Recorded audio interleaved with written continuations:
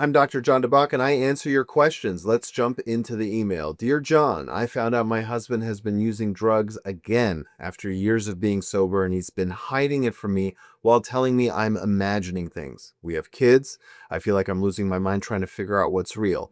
How do you confront addiction when they won't admit it? Lauren in Phoenix, Arizona.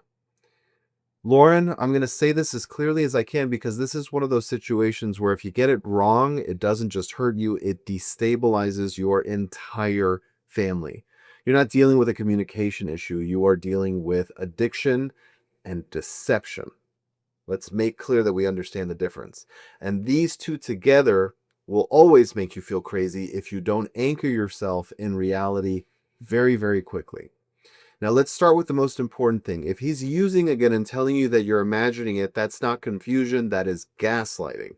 That is a person actively distorting your reality so that they can continue their behavior without consequences. Addiction does this. It turns otherwise reasonable people into incredibly convincing liars because the substance becomes the priority, not the relationship, not the kids, not the truth. So the fact that you feel like you're losing your mind actually makes sense. You're trying to reconcile two realities at the same time. What you're seeing and what he's telling you. And those things don't match. Now that creates psychological chaos. Now here's where I'm going to push you a bit here. The biggest mistake you can make right now is trying to get him to admit it. You're treating his admission like it's the key that unlocks your next step. It's not. In addiction, denial is part of the system. Waiting for honesty from someone who's actively using is like waiting for clarity from someone in the middle of a storm. You might get it, but you can't build your decisions around it.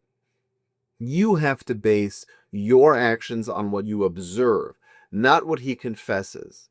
If you have evidence, behavior changes, inconsistencies, physical signs, financial discrepancies, then you already know enough to act. You don't need a courtroom level confession to protect yourself and your kids. Now let's talk about what confronting this actually looks like in real life, because most people do this in a way that really just backfires. They argue facts, they try to catch the person in contradictions, they push harder and harder for the truth, and what happens is the addicted person doubles down, lies more, and the whole thing escalates into sheer chaos. That approach doesn't work. You're not going to out-logic addiction. It won't happen. So instead of confronting him to get the truth, you confront him to set reality.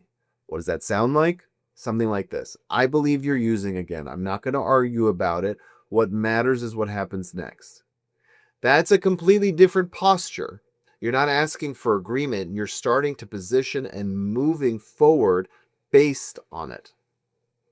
Now, here's the part that people don't like, but absolutely need to hear. You can't control whether he gets sober. You just can't. You cannot love him into sobriety. You can't argue him into honesty. The only leverage you have is your response to his behavior. That's it. So the question becomes, what are you willing to live with and what are you not willing to live with? Boundaries.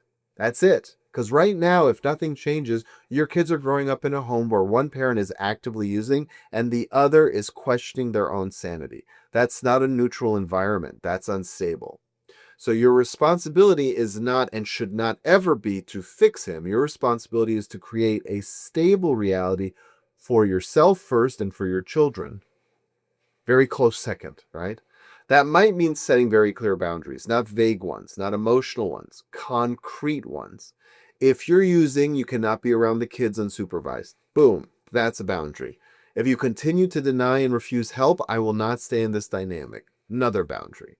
And here's the key. You have to be willing to follow through. Because if you set boundaries and then collapse when he pushes back, you teach him that nothing actually changes. Addiction thrives in that kind of environment. Now, I want to be very careful and very direct at the same time. This doesn't mean you immediately leave. It means you stop participating in a system that protects his addiction at the expense of your own reality. You can support recovery. You can encourage treatment. You can offer a path forward, but you can't pretend everything is fine while he's actively using and lying.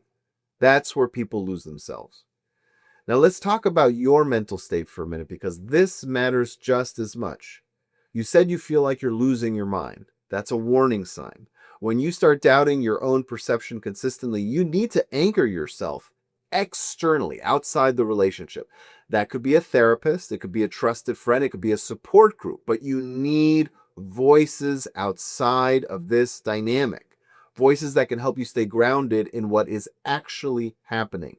Because isolation will make this worse, I promise you. Addiction often pulls partners into a private reality where nothing makes sense anymore. You have to break that isolation. And finally, I'm going to say something very, very blunt. If he's actively using and refusing to acknowledge it, the relationship as you knew it is already compromised. You're not deciding whether to disrupt something healthy. You're deciding how to respond to something that is already unstable. So don't frame this as if I take action, I might break the relationship. Relationship is already broken. It's already under strain. Your job is to decide whether it moves toward accountability and recovery or further into denial and chaos. So here's your answer. You don't confront addiction by forcing a confession. You confront it by standing in reality, setting clear boundaries, and refusing to participate in the lie, regardless of whether he admits it or not. And then you watch what he does. If he moves toward help, there's a path forward. If he continues to deny and use, then you have to make hard decisions to protect yourself and your kids. There's no version of this where ignoring it leads to a good outcome. If you have a question you want me to answer, there are directions in the description below on how to send that my way for my team and I to consider it for this show. And don't forget to like and subscribe.